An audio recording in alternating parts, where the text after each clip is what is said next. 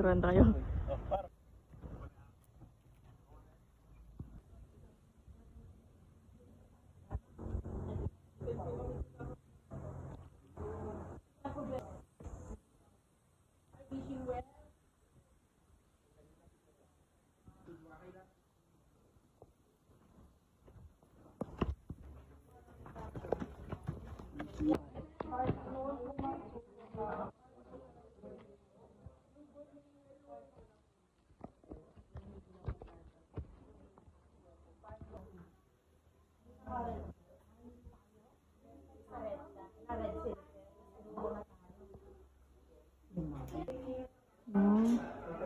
Yung history ng Kickbook.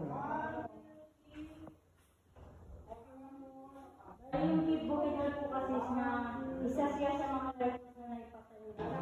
Yung panahon ng mga kasuga. So, ganyan yung mga lamparan nila yung ginagamit nila rin sa life. Nung wala pa pong kuryente. Kapag nakita ni Boy Toyo yan, pag-iinteresan niya. Vintage.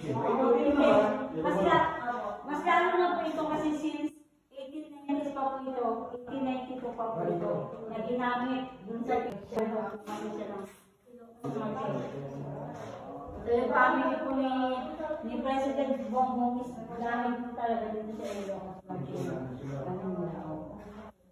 So yan po, yung pinaka-hirap po sa solar power na po yung light na, solar panels ko.